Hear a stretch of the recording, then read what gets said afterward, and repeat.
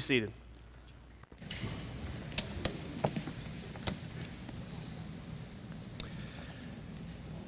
Just 2 days ago, there was a march on Washington that harkened back to the 157 years earlier. As his father spoke before him, 1963, this one, named Martin Luther King III, still wondered why some things were not better, but said with hope, we're taking a step forward on America's rocky but righteous journey toward justice. Circumstances change down through history, but often somewhere in the world with some group of people, there is always somebody asking why, and it's okay to do that. Of course we would. People look around and they see wrongs and hurts and injustices. They join their voices with ones from the past and ask again, why is it going on at all? When is it going to end? How will we ever get to a place where light triumphs over darkness? How many prayers go up in the heavens every day that echo the question of Psalm 79? I don't know, but the question is, how long, O Lord? Just how long? And the worries of the world pile on. There's COVID and cancer and discouragement and despair and heartache and hatred. And we're not just talking about things in the world. That stuff comes onto the shoulders of people of faith, people in church, people who love the Lord. We are not immune from that. So we join the chorus of why. The same song is sung through every generation since the beginning of time. You hardly get out of Genesis and you find the group of people in bondage in Egypt, the people of God in slavery, paraphrasing the words that are later in Job and reinterpreted in the Psalms and reverberated in the prophets and recalled all the way to Revelation chapter 6. This why. From the beginning of the scriptures to the end, if you're paying attention, you'll hear the longings of the heart to make sure wrongs are made right. From Abel's innocent blood calling from the ground to the final vision the Lord gave to John, the old apostle who saw the martyrs who have died crying out, how long, sovereign Lord, holy and true, until you judge the inhabitants of the earth and avenge our blood. I don't know what questions you have this morning, but it's amazing how often our questions have this word in them, why? Well, I want to introduce you or reintroduce you to an old prophet maybe some of you have not paid much attention to. His name's Habakkuk. And I'll read just a little bit. You can turn there or listen, it doesn't matter. A little background, it's nearing the end of the 7th century BC.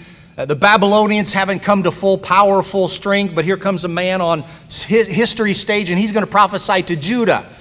And he may have been a contemporary with Jeremiah, may have followed on the heels of Nahum, but really we don't know much about the guy. I mean, he's a prophet. He's known as the prophet, and it's our only source for knowing the man in the book. What he leaves us is a beautiful literary forum that's it's poetic, it's colorful, it's like a courtroom drama played out on your TV. Unlike the other prophets that usually speak to the people for God, this one is a little unusual, speaking to God for the people. All the while, the message of faith must not be missed. Here's the first 4 verses. If you don't know, you can just listen. The prophecy that Habakkuk the prophet received. How long, Lord? How long must I call for help, but you do not listen? Or cry out to you violence, but you don't save? Why do you make me look at injustice? Why do you tolerate wrongdoing? Destruction and violence are before me. There's strife and conflict abounds. Therefore the law is paralyzed and justice never prevails. The wicked hem in the righteous, so justice is perverted. The problem for them and for him is God doesn't seem to be listening. It's almost as if he's gone away on a trip. He's closed his ears. He's taken a nap. Habakkuk, and I'm sure a whole lot of others, have prayed and they prayed and they prayed, and the result of their prayers is nothing. Nothing. I mean, nothing has changed, nothing of significance anyway. It's not better. If the circumstances are bad, it's made even worse because it almost seems like God doesn't care. If he cares, then why haven't things changed? Why would he allow evil and let it go so long? How long, Lord? How long? Habakkuk has officially made his case before the judge of mankind, and he waits for the answer, and he waits, and he waits, and it doesn't take long to come. Chapter 1, verses 5 to 11. God says, I am right now preparing the Chaldeans or Babylonians to take care of the problem. Right now they're traveling, these traveling terrorists, they're on their way, coming to conquer the problem, and the problem is you. The problem is you, the people of God, or the problem. Maybe some of you are bored by some history here. Maybe you're not, so I'll tell you. Jack Lewis's summary is a good one. The Chaldeans are a tribe of Semites from southern Babylonia who freed themselves from the Assyrian rule in 625 BC. Then they took power in the Neo-Babylonian Empire, and joining with the Medes and the Scythians, they destroyed Nineveh in 612 BC. That's a big date. And then at Carchemish in 606 BC, the remnant of Assyria and the Egyptians are defeated by them, led by this man. And now finally we might find something you know. The name is Nebuchadnezzar. Well, if you know the rest of the story of the scriptures, then you know that name. Nebuchadnezzar comes in, Judah is taken away into captivity, the judgment of God comes. Now, whether he likes it or not, Habakkuk has just gotten his answer to his question. Is God listening? Yes, of course. Does he care? Yes, of course. Is he going to do something about it? Yes, of course. But for Habakkuk, God's answer doesn't answer his questions. It gives him more questions to ask. I mean, Judah's in a world of hurt. Justice is hard to find. Wickedness is everywhere. The law is impotent. Violence is on the rise. But the hurt coming is going to be worse than this. Any child can tell you getting sick is bad, but sometimes the way to get well is not so pleasant either. Sometimes worse than the sickness. Like, that medicine tastes horrible. My girls can tell you that. The shot in the bottom or in the arm hurts. The road to therapy is long and hard. The prophet can't figure out what God is doing here. He thinks it over in his mind. It doesn't make sense. The people of God are going to be judged by people who are worse than the people of God. The Babylonians, they're ruthless. They're power hungry. They're arrogant. They're violent. They're not good at doing anything, but they're good at doing bad.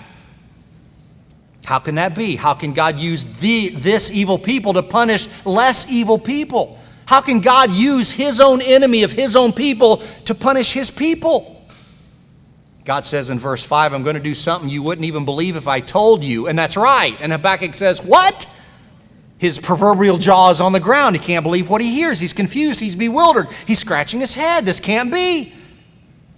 This is not what he had in mind when he prayed that prayer. And when everybody prayed it, they were expecting God to do something different, better, not that. So in his best theological assessment, he does point out God is pure and he's holy, and he doesn't associate with evil. He does his best to explain why God does always what is right, and yet waits to see what God will do next, and God does what he said he would do. So God gives him this revelation. Write it down. The evil empire that would devastate Judah would themselves be destroyed. That's in chapter 2. The woes he spells out, the punishment that will come, it's going to be horrible. The wicked will not last. That's the headline. Evil is self-destructive. Their end is coming too. But be assured, judgment is coming. The Babylonians cannot save themselves. Their gods and the kings cannot save them. They are nothing. They are powerless. They are not in control. God is, in stark contrast to that, God is in control. God is calling the shots. He's all powerful. He certainly should be reckoned with. So it says in chapter 2, verse 20, the Lord is in his holy temple. Let all the earth be silent before him. I grew up, I think people who led that song when I was a child was trying to tell all of us little kids to be quiet in church. That's not the point of that scripture. Stand in awe of God who is at work. That thought peppered throughout the Old Testament. It's not to be quiet, but to watch. Because the God who spins the universe in his hands is about to move. Watch him move. Habakkuk's giving some devastating news. Judah would be punished and exiled, but the faithful would survive. So back to verse 4 of chapter 2, the righteous will live by faith. Don't miss it. That is huge. The statement isn't even only in Habakkuk. It makes its way through the scriptures. The righteous will live by faith. And living by faith is not just a song we sing. It is how we live. It is the only way we live. Living by faith is a requirement of the faithful, or we are not full of faith. Back to the question. So how long? How long can evil exist? How long will violence continue? How long till you do something, God? And the answer isn't always appreciated, but in general it is, evil will not continue forever. Habakkuk's answer from God was for them, and yet I think it is still for us. Because there's no simple answers to this, to the hard questions we ask, to what life deals you. You don't slap a Band-Aid on a fatal wound and hope it gets better. Sometimes it gets worse. And you may look around at our country and in our world and say, things are bad. I mean, really bad. But what if I could tell you they might even get worse? I don't know what will happen in our future. Some wonder and some fear.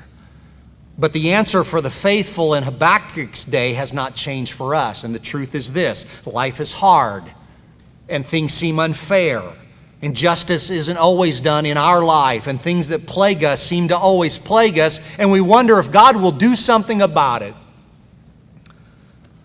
But here's the truth, too. God will not allow evil forever. God will reward the righteous forever. And those who are evil will be destroyed, and those who live by faith will actually eternally live forever. And you have to understand this, because those who survive this life, and only those who will go to the next and live forever, will do it by faith. Always by faith. We read Habakkuk and we think, this is old. I mean, this is a yawner. I wonder if we could really understand Habakkuk's world. And maybe in the hypothetical we could. Imagine with me, hypothetically speaking, what if today we all cried out to God about the injustices done in our country? Racism, child abuse, human trafficking, abortion, rape, violence, hatred, greed, lust, envy, immorality of every kind. And we cry out to God, how long will you let it continue? We wait, we sit back and we wait. We wait for God to answer, and eventually He answers us. And the answer is astonishing to us. Here's His answer, hypothetically speaking. A radical, secular, godless, terrorist group will join together several countries just across the sea, none of which value Christianity or your God. They will overtake us and invade us and take us away. Many that you know and love will die. And those who survive will be taken overseas, and they will become slaves for who knows how long. If you and your family survive it, you will wonder why God allowed it. And you may wonder and pray a prayer like Habakkuk prayed.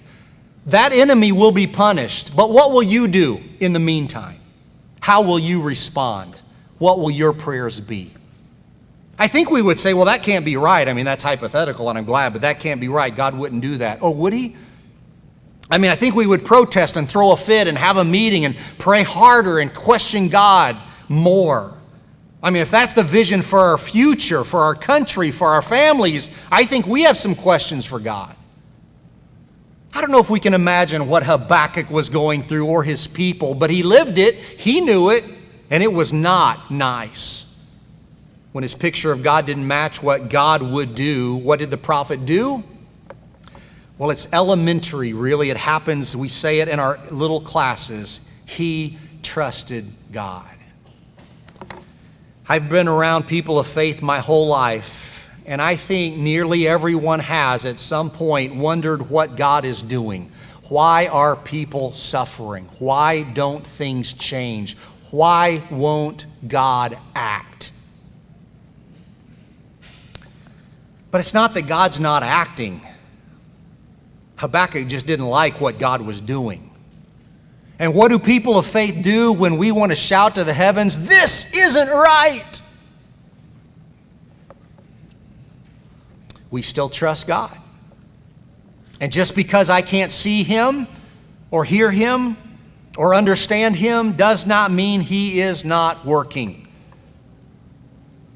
The story of Habakkuk and Judah, the suffering they endured, the judgment, the wrath that came upon them, the Chaldeans and the Babylonians, a tool in God's hands to wreak havoc on the people of God. It is hard to think.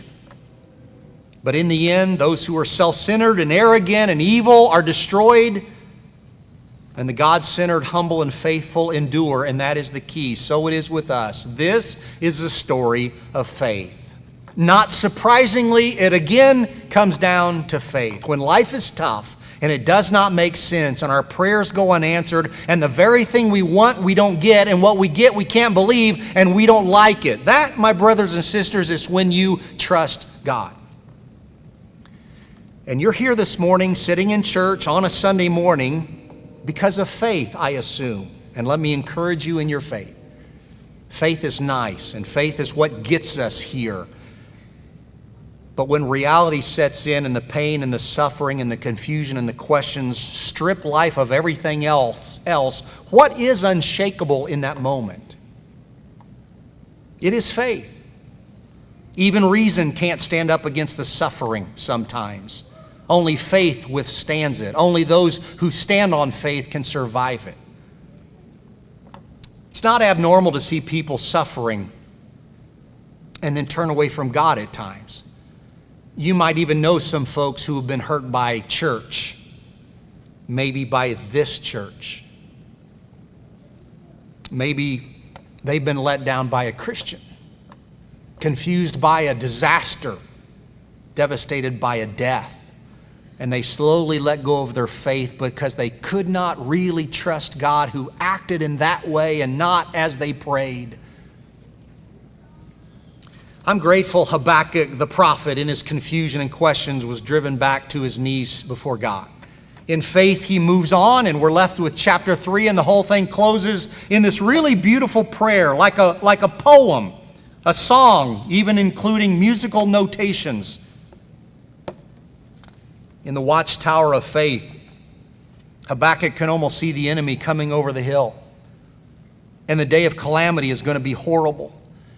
And as he writes, he shakes. It gives him chills. But even more impressive than what is coming is what's on the other side of that calamity. It is the Lord. It's more awesome in his power and his majesty than the enemy. And he looks ahead with a face and eyes of faith, which once quivered with the sight, and now he is at ease, resting in the confidence and comfort of God. The enemy will come and bring untold horrors, but right behind that, the Lord is bringing, along with judgment, grace, salvation to his people. The prophet's request then is to let everybody everywhere see the greatness of God, but pleads with the Lord. He pleads with the Lord, in your wrath, please show mercy. And God does, because he always loves to do it.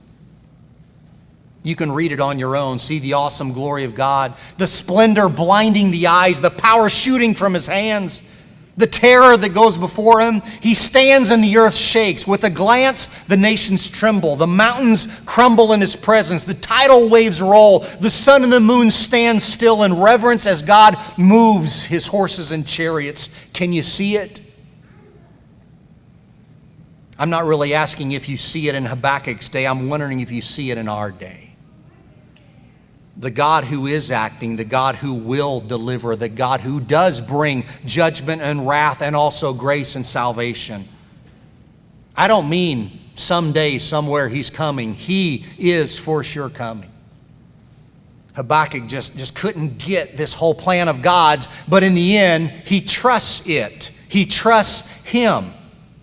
He sees what he can't really see. He knows what is coming. Augustine wrote long ago, God does not expect us to submit our faith to him without reason, but the very limits of our reason make faith a necessity. So in the end, when everything else shakes and everything is left bare and everything else is gone, what stands there on that day? Whatever the future brings, the only thing that will carry you through on that day is faith. And he wasn't so much resigned to see what might happen. He trusted the God who would make it happen. And listen to what he wrote. Listen to this. I heard and my heart pounded. My lips quivered at the sound. Decay crept into my bones. My legs trembled. Yet I will wait patiently for the day of calamity to come on the nation invading us. Though the fig tree does not bud and there are no grapes on the vines, though the olive crops fail and the field produces no food, though there are no sheep in the pen and no cattle in the stalls, yet I will rejoice in the Lord. I will be joyful in God my Savior. The sovereign Lord is my strength. He makes my feet like the feet of a deer. He enables me to tread on the heights. At the end, when everything else is shaken and nobody can stand, the only one who stands with the strength of the Lord in the grace of the Lord. And today I wonder, if I said right now, get out a pen and paper, we're going to write. Everybody, get out a pen and paper. You don't have to. If I said, write down your own psalm, write down your own poem, write down your own words of what you are going through.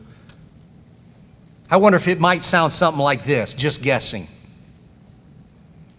If COVID takes over my lungs or cancer ravishes my body, if injustice rules the day or the next election ruins my confidence, if my brother hurts me or God doesn't answer me, if I lose my job or if I lose my memory, if the stock market crashes or my house burns down, if depression keeps me down or violence takes me out, if my marriage withers or my child dies, if my enemies rise or America falls, if, still I will trust in God. David says in Psalm 13, crying out the same kind of prayer, how long? But finishes with, but I will trust in your unfailing love. My heart rejoices in your salvation. I will sing to the Lord because He's been good to me. And even for you today, if you think it can't get much worse and life is falling apart and I don't know what I'm going to do, if it seems like you stand alone and everybody and everything is against you, I would hope you in faith would still say, He has been good to me. God's given us His best and suffered right alongside of everyone who has ever suffered. Through His Son Jesus dying on a cross. He suffered so completely, so deeply, so unjustly, so you could fix your eyes on Him, Jesus, who took the long, hard road to the cross and died for hope. There's no easy answers to life, no quick solutions for suffering, no one verse you can quote and it's all good, no magic pills to swallow so you'll understand everything God's doing. But there is Jesus. There's always Jesus who fulfills our greatest need, cures our greatest ill, shows us the greatness of the Father. A favorite quote of mine from Paul Claudel.